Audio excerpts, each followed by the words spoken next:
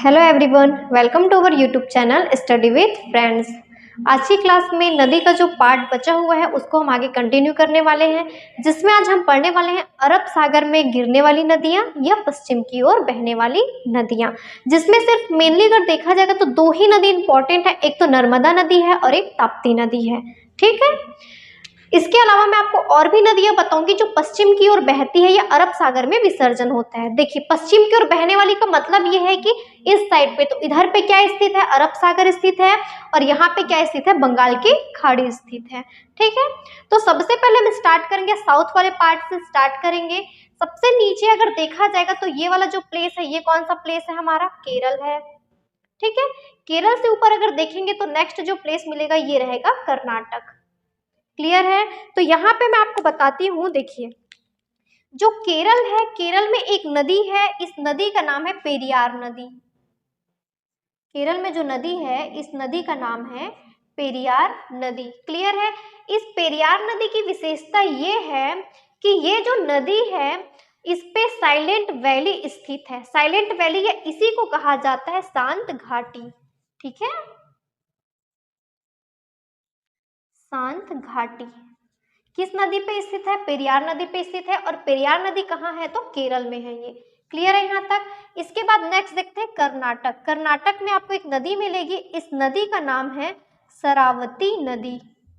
ठीक है, कर्नाटक में जो नदी है इस नदी को बोला जाता है शरावती नदी, और इस नदी की विशेषता यह है कि इस नदी पर एक जलप्रपात स्थित है, जिस जलप्रपात को कहा जाता है जोग जलप्रपात या गरसप्पा जलप्रपात, या इसी को कहा जाता है महात्मा गांधी जलप्रपात।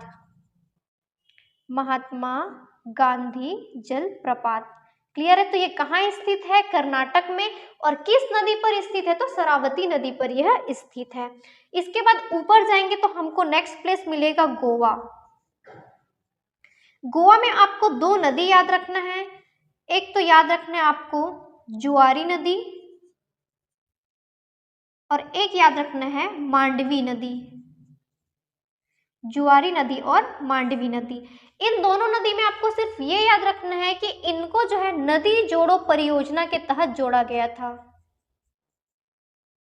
नदी जोड़ो परियोजना के तहत जुआरी नदी और मांडवी नदी को जोड़ा गया था।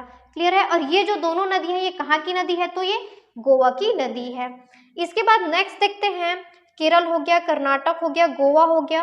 गोवा के बाद नेक्स्ट जो प्लेस है ये रहेगा आपका राजस्थान। राजस्थान और गुजरात दोनों मान सकते हैं, क्योंकि जो अरावली पर्वत है इसका अगर विस्तार देखा जाएगा तो ये आपका राजस्थान में भी है और ये है गुजरात में भी है। तो नेक्स्ट जो आप प्लेस मानेंगे इसको सीधे अरावली पर्वत मानिएगा। ठीक है, तो अरावली पर्वत से अब आपको तीन नदी पढ़ना है।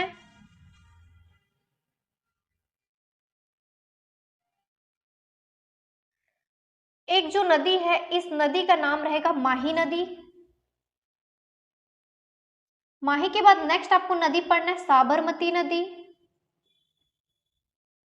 और तीसरी जो नदी पढ़ना है ये आपको पढ़ना है लूनी नदी। क्लियर है, माही नदी, साबरमती नदी और लूनी नदी, और ये तीनों नदी का जो उद्गम है ये कहाँ से होता है, अरावली पर्वत से होता है, जिसका अगर विस्तार देखा जाएगा तो गुजरात से स्टार्ट होता है, ये राजस्थान के आगे और भी इसका दिल्ली के जो रायसेना हिल है यहाँ तक ये विस्तार रहता है इसका। ठीक है, तो जो माही नदी है इस नदी की विशेषता ये है कि यह कर्क रेखा को 2 बार क्रॉस करती है। जो माही नदी है कर्क रेखा को 2 बार क्रॉस करती है ये। क्लियर है, जो साबरमती नदी है देखिए उद्गम तो इसका अरावली में है, लेकिन अगर विसर्जन देखा जाएगा तो ये जो रहेगा खंबात की खाड़ी में विसर्जित हो जाती है साबरमती नदी। और इस नदी की विशेषता यह है कि भारत की जो सबसे प्रदूषित नदी है इस लिस्ट में ये भी शामिल है।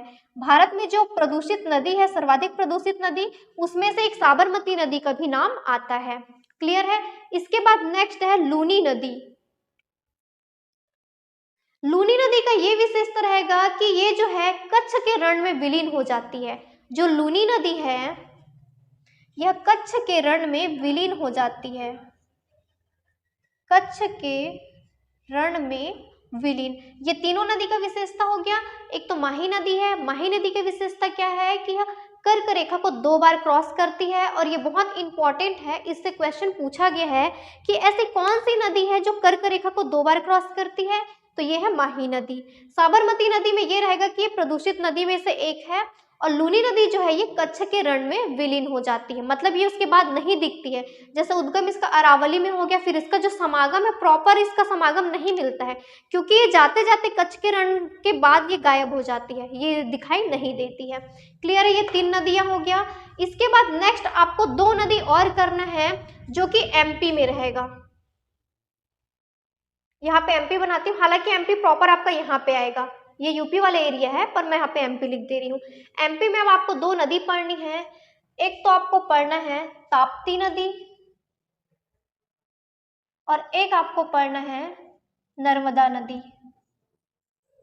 ठीक है, जो ताप्ती नदी है इसका जो उद्गम होता है ये बैतुल की पहाड़ी से होता है, बैतुल पहाड़ी।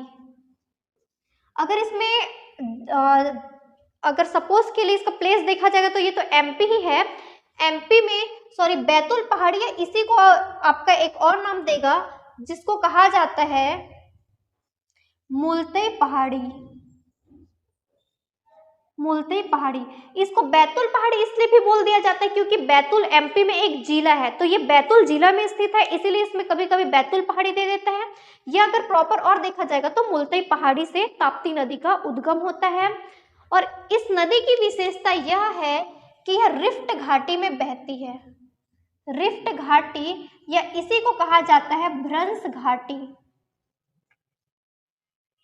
रिफ्ट घाटी या भ्रंश घाटी, ये मोस्ट इंपॉर्टेंट है, रिफ्ट घाटी या भ्रंश घाटी। रिफ्ट घाटी या भ्रंश घाटी का मतलब ये है कि नदी का जो बहाव रहता है वो इतना तेज रहता है कि वो चट्टानों को काट करके भी बहती है।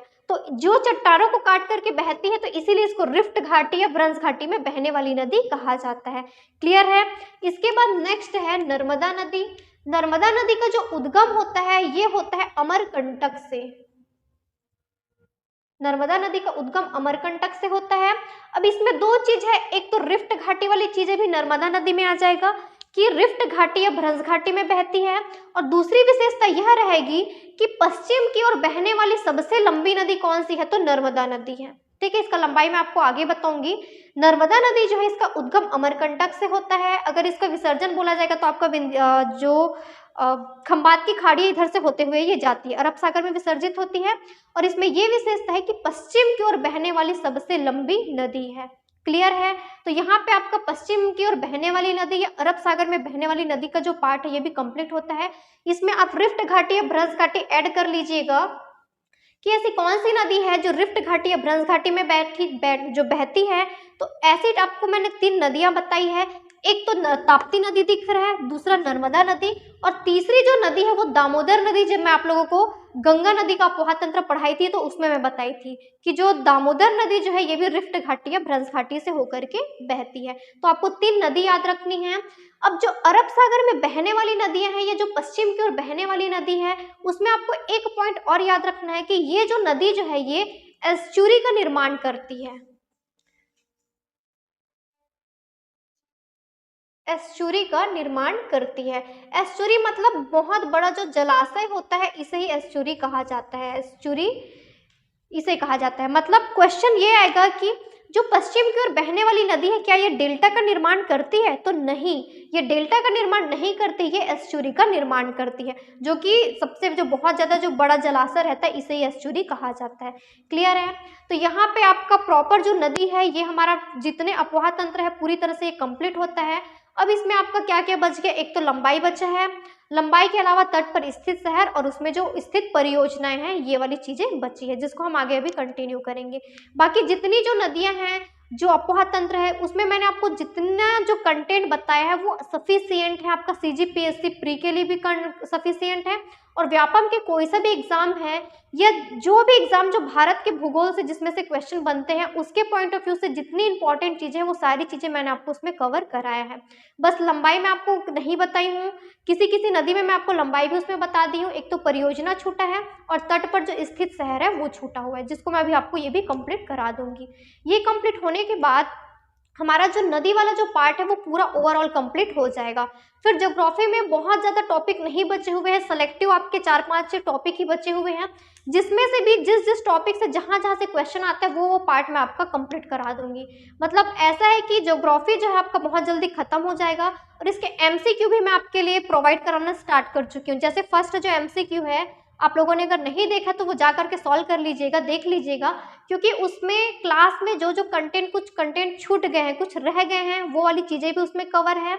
और सेकंड चीज़ की एग्जाम में आया हुआ जो क्वेश्चन है वो क्वेश्चन भी उसमें मैं आपके लिए प्रोवाइड कराई हुई हूँ। तो एक बार जा करके आप एमसीक्यू को भी सॉल्व कर लीजिएगा। उससे क्या होगा कि आपने जो पढ़ा है वो सच में आपको याद है, क्लियर है या नहीं, ये आपको उसमें पता चल जाएगा, एनालिसिस हो जाएगा आपका। ठीक है, तो इसके बाद आगे हम नेक्स्ट देखते हैं नदी के बारे में। जितनी जो चीजें बच गई है उसको मैं अभी आप लोगों को कंप्लीट करा दूंगी।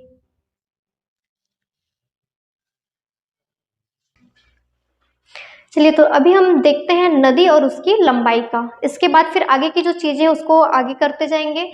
तो नदी और लंबाई जो है, देखिए नदी में सेलेक्टिव नदी जो इम्पोर्टेंट है, जिसका आपको लंबाई वाकई में याद रखने की जरूरत है, सिर्फ उतनी ही नदी और उसकी लंबाई आपको याद रखना है। बाकी छोटी मोटी नदी की लंबाई याद रखने की जरूरत नहीं है, क्योंकि उससे ना तो क्वेश्चन आने वाला है ना अभी तक आया हुआ है। ठीक है, तो जितना जो इम्पोर्टेंट नदी है, जो बड़ी बड़ी नदी है, सिर्फ इतना ही कहीं हमको लंबाई याद रखना है। तो इसके लिए आप क्या करिए, कॉलम बना लीजिए, एक साइड पे नदी लिखिएगा और एक साइड पे उसकी लंबाई लिखिएगा। ठीक है, तो सबसे पहले स्टार्ट करते हैं हम सिंधु नदी से, या तो थोड़ा सा यहां से स्टार्ट कर लेते हैं, एक साइड पे नदी और एक साइड पे उसकी लंबाई। ठीक, सबसे पहले रहेगा सिंधु नदी। सिंधु नदी की अगर लंबाई देखा जाएगा तो 2880 किलोमीटर है इसकी लंबाई।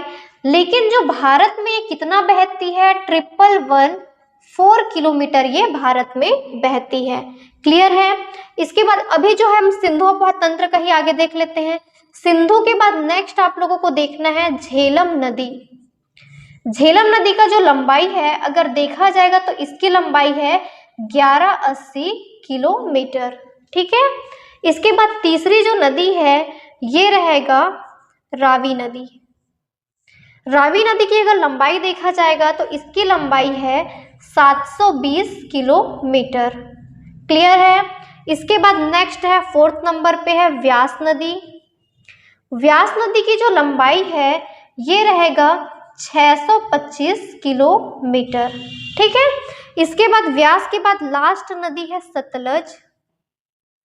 सतलज नदी की जो लंबाई है ये है 1030 किलोमीटर। ये जो इतनी जो नदी है और उसकी जो लंबाई है ये आपका सिंधु अपवाह तंत्र से संबंधित नदियां हैं। क्लियर है। अब सेम थिंग यहाँ पे भी कर लेते हैं आगे। यहाँ पे रहेगा नदी और यहाँ पे रहेगा लंबाई। ठीक, तो इसके बाद नेक्स्ट जो नदी है ये रहेगा गंगा नदी। फिफ्थ के बाद 6 नंबर की नदी है गंगा नदी। गंगा नदी की जो लंबाई है ये है 25 किलोमीटर। ठीक है, लेकिन भारत में अगर देखा जाएगा तो 2071 किलोमीटर ये बहती है। गंगा नदी जो है इसकी लंबाई 25 किलोमीटर ये ओवरऑल लंबाई है, लेकिन अगर भारत में देखा जाएगा तो 2071 किलोमीटर ये बहती है। इसके बाद नेक्स्ट जो नदी है इसकी सहायक नदी रहेगी यमुना नदी। यमुना नदी की जो लंबाई है ये है 1365 किलोमीटर। ये इसको 1365 किलोमीटर करके भी याद रख सकते हैं। इसके बाद नेक्स्ट नदी है चंबल नदी, जो कि यमुना की सहायक नदी है। चंबल नदी की जो लंबाई है देखिए ये 1365 है, चंबल नदी में याद रखिएगा 965 किलोमीटर। क्लियर है। इसके बाद नेक्स्ट है चंबल के बाद आपको याद रखना है ब्रह्मपुत्र नदी। ब्रह्मपुत्र नदी और जो सिंधु नदी है इन दोनों का जो लंबाई है वो सेम है, इसका भी वही है 2880 किलोमीटर। ठीक है, ब्रह्मपुत्र हो गया। इसके बाद नेक्स्ट आपको याद रखना है नर्मदा नदी। नर्मदा नदी की जो लंबाई है ये है 1213 किलोमीटर। ये आपको याद रखना है इसको 12-13 किलोमीटर। ठीक है, इसके बाद नेक्स्ट है नर्मदा नदी के बाद नेक्स्ट आपको याद रखना है सॉरी, जो नर्मदा नदी है ना, इसकी लंबाई 13-12 किलोमीटर है ना, 12-13 नहीं है, ये 13-12 किलोमीटर है। ठीक है, इसके बाद अब आप आ जाइए दक्षिण भारत की जो नदियां हैं। तो दक्षिण भारत की अगर नदी में देखा जाएगा तो सबसे पहले जो नदी हम लोगों ने पढ़ा है ये है गोदावरी नदी। गोदावरी के बाद नेक्स्ट है कृष्णा नदी, और कृष्णा नदी के बाद नेक्स्ट है कावेरी नदी। आपको इसी सीक्वेंस में याद रखना है। गोदावरी नदी की जो लंबाई है ये है 1465 किलोमीटर। ठीक है, फिर जो कृष्णा नदी की लंबाई है ये है 1400 किलोमीटर, और कावेरी नदी की जो लंबाई है ये है 805 किलोमीटर। क्लियर है? तो आपको जो है सिर्फ इतनी ही नदी का याद रखना है, गोदावरी नदी, कृष्णा नदी और कावेरी नदी, ये तीनों जो है दक्षिण भारत की ओर बहने वाली नदी है, और तीनों का आपको लंबाई याद रखना है। क्लियर है? एक बार रिवाइज करा देती हूँ मैं। देखिए, सिंधु नदी का 2880 किलोमीटर, लेकिन भारत में 1114 किलोमीटर ये बहती है। इसके बाद झेलम नदी का है 1180 किलोमीटर, देखिए इसका 2880, इसका क्या रहेगा 1180 किलोमीटर। इसके बाद रावी नदी, याद रखिएगा हम लोग जो है आपका चिनाब नदी की कोई लंबाई नहीं पढ़े हैं। नेक्स्ट जो हम लोग किए सिंधु के बाद वो क्या था, झेलम था, जबकि सिंधु की प्रमुख सहायक नदी क्या है, चिनाब है। ठीक है, झेलम का हो गया 1180 किलोमीटर। इसके बाद नेक्स्ट है रावी नदी का है 720 किलोमीटर। रावी के बाद व्यास नदी का है 625 किलोमीटर। इसके बाद है सतलज नदी, सतलज नदी की लंबाई है 10 किलोमीटर। फिर गंगा नदी की जो लंबाई है ये है 25 किलोमीटर, जबकि भारत में ये 2071 किलोमीटर बहती है। फिर नेक्स्ट नदी है यमुना नदी, यमुना नदी की जो लंबाई है ये है 1365 किलोमीटर। फिर नेक्स्ट है चंबल नदी, चंबल नदी की लंबाई है 965 किलोमीटर। फिर ब्रह्मपुत्र नदी की लंबाई और सिंधु नदी की जो लंबाई है दोनों का सिमिलर है 2880 किलोमीटर। इसके बाद नर्मदा नदी का लंबाई है 1312 किलोमीटर। फिर गोदावरी नदी का है 1465 किलोमीटर, कृष्णा नदी का 1400 और कावेरी नदी का 805 किलोमीटर। ठीक है, अब आपका नदी में कौन कौन सी टॉपिक रह गई, कौन कौन सी चीजें रह गए हैं, एक तो तट पर स्थित शहर और दूसरा जो है नदी और उसकी परियोजनाएं। तो ये वाला जो टॉपिक है इसको मैं आप लोगों को नेक्स्ट क्लास में कराऊंगी, क्योंकि अगर अभी करा दूंगी तो वीडियो बहुत ज़्यादा लंबा हो जाएगा, आपको भी बहुत बोरिंग लगेगा। तो जितनी चीज़ें आपको मैं करा रही हूँ प्रॉपर उसका नोट्स बनाइए। अभी भी ऐसा है लोगों को कि मतलब बहुत सारे लोगों का ये है कि जो चीज़ें पढ़ाई जा रही है क्या वाकई में वो सही है नहीं है। अगर आपको ये एनालिसिस करना है तो एक बार जाकर के आप क्वेश्चन सेट सॉल्व कर लीजिए, जो व्यापम या पीएससी में आए हुए क्वेश्चन हैं। एक बार सॉल्व करके देखिए, आपको पता चल जाएगा कि जितनी चीजें मैं आप लोगों को क्लास में करा रही हूँ उससे वाकई में क्वेश्चन बने हुए हैं, और जो कुछ चीजें छूट जा रहा है या जो चीजें ऑलरेडी एग्जाम में आया हुआ है उसका मैं आप लोगों के लिए एमसीक्यू भी स्टार्ट कर चुकी हूँ। एमसीक्यू जो है प्रॉपर जिस टॉपिक में हम पढ़ते हुए आए हैं टॉपिक वाइज, जैसे कंटिन्यू फर्स्ट सेकेंड थर्ड, ऐसा सेम उसी ही टॉपिक वाइज आपके लिए एमसीक्यू भी रेडी हो चुका है।